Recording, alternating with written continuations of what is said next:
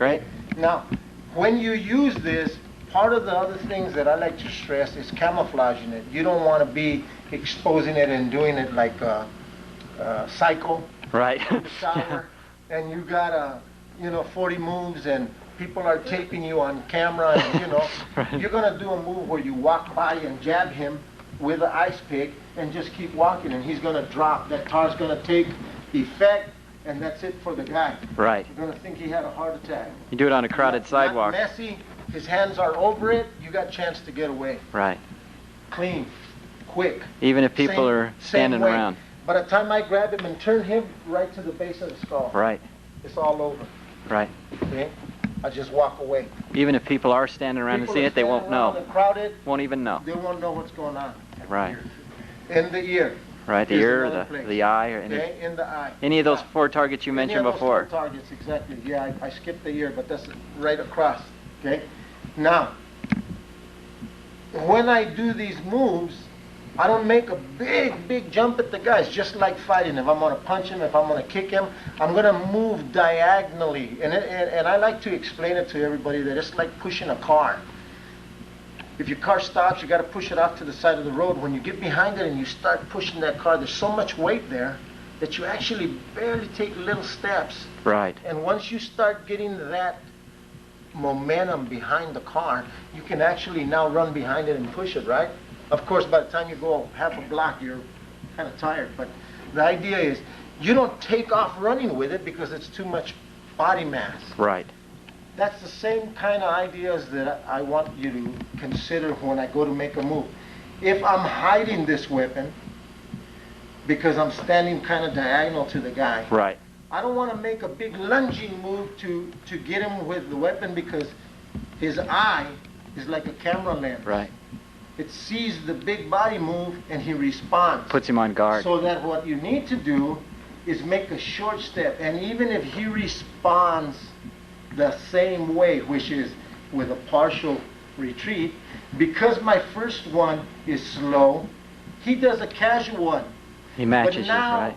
yeah, he matches the same speed. But now when I go to top speed, hard for him to go from a small one to full speed Right. because he throws his cadence off. Right. And you're in position. And I'm in position. So see, what I've done is because I'm moving the big body mass, is if I actually made a slow one and then a quick one, Right. which he can't respond to quick enough. Okay.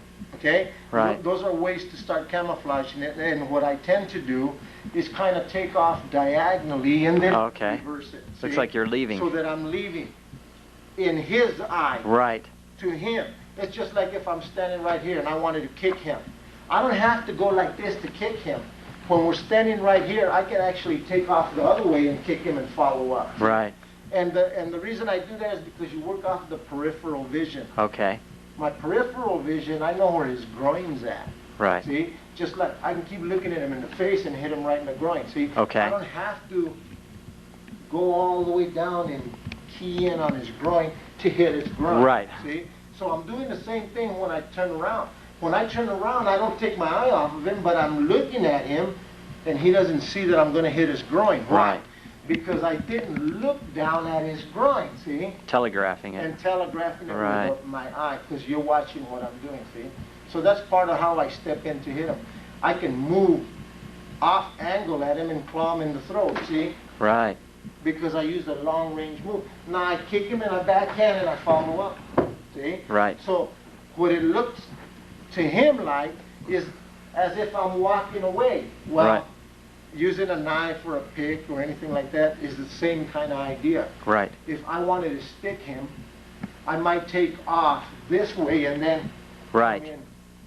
And I Right. make a slow move followed by a quick move. Yes. Right. And the whole time you're maintaining proper footwork. Proper footwork, proper positioning. Right. And not real big moves, but more direct moves, see? Yes. In other words, I don't cock it. If I'm going to punch him to the throat, I don't cock it. See? Right. As I move in, I throw it right from there, see? Right from there. By the time he sees it, if he sees it, it's halfway there and coming full speed. Right. Pretty hard for anybody, I don't care how fast they are, to figure out what you're doing, decide how they might respond to it, then take off, catch up, and actually beat me at preventing me from hitting them in the throat. Right. Because you're not coming at him aggressively. Because I take slow and then fast, right. and it's too late. Right. You don't even know what part of his body I'm attacking. You want him to stay as relaxed as you relaxed can. as you can by not being so aggressive. Right. Big body movements, starting out quick. Yeah. He sees it, and it's actually too slow. Right. Okay. Okay. Great.